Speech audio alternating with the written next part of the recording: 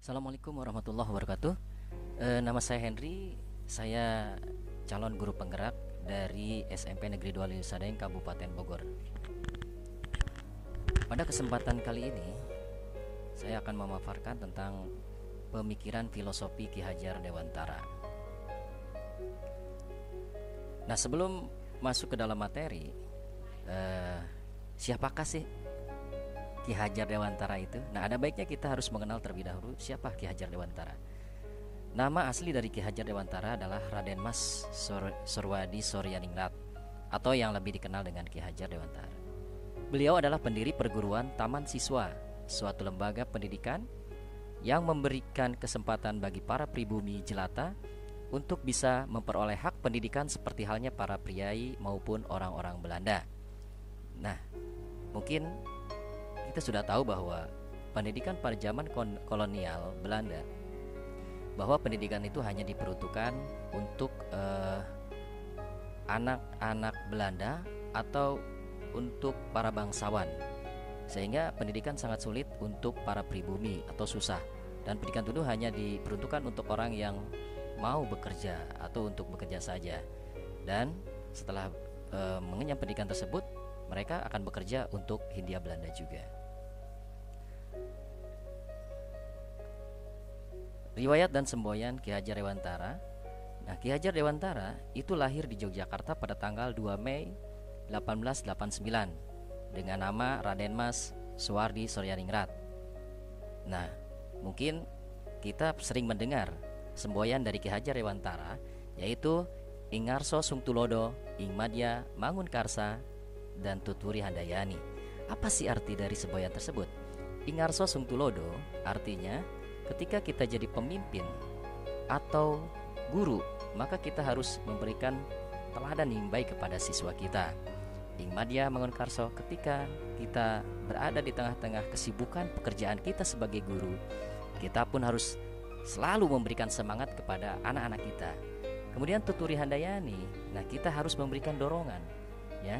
Walaupun ketika posisi kita ada di belakang, harus memberikan dorongan, motivasi kepada siswa. Oke. Tujuan pendidikan. Menurut Ki Hajar Dewantara, pendidikan bertujuan untuk menuntun segala kodrat yang ada pada anak-anak agar mereka dapat mencapai keselamatan dan kebahagiaan yang setinggi-tingginya, baik sebagai manusia ataupun sebagai warga masyarakat. Jadi tugas kita sebagai guru di sini adalah menuntun, bukan mengarahkan. Jadi kita hanya bisa menuntun kodrat yang ada pada anak. Kodrat apa aja? Nanti kita lihat pembahasan berikutnya. Semboyan Ki Hajar Dewantara. Ki Hajar Dewantara hendak mengingatkan pendidik bahwa pendidikan anak sejatinya menuntut anak mencapai kekuatan kodratnya sesuai dengan alam dan zaman. Bila melihat dari kodrat zaman, pendidikan saat ini menekankan pada kemampuan anak untuk memiliki keterampilan abad ke-21.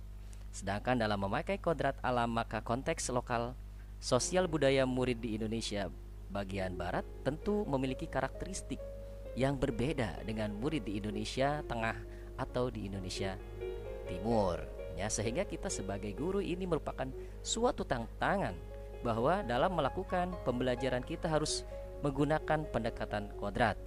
Disinilah kita harus mengetahui karakteristik anak kita. Nah, apa sih keterampilan abad ke-21? Nah, ini ada critical thinking atau berpikir kritis, communication, keterampilan berkomunikasi, kolaborasi atau kolaborasi, dan creativity atau kreativitas. Nah, coba perhatikan gambar di slide berikutnya. Di sini ada petani, ya. Terus apa hubungannya petani dengan pemikiran Ki Hajar Dewantara? Nah, ini ya. Jadi guru diibaratkan sebagai petani. Seorang petani jagung hanya bisa menuntun tumbuhnya jagung. Jika jagung ingin tumbuh subur, maka petani harus memelihara tanamannya tersebut, menyuburkan tanahnya seperti memberikan pupuk, membasmi hama-hama penyakit. Tetapi petani tidak bisa mengubah tanaman jagung menjadi singkong. Loh kan, aneh kan? Tidak ada tanam jagung menjadi singkong.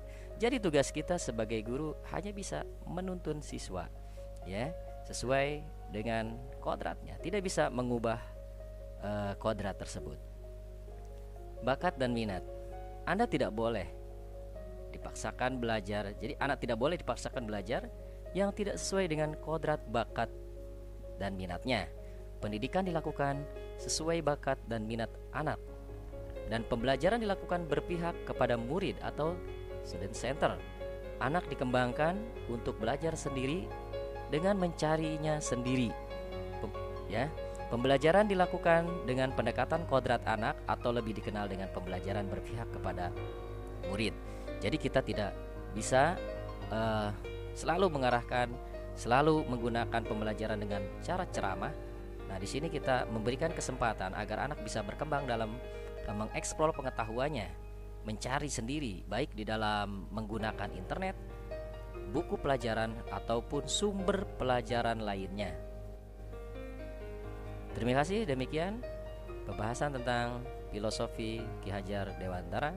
Mudah-mudahan bisa bermanfaat. Assalamualaikum warahmatullahi wabarakatuh.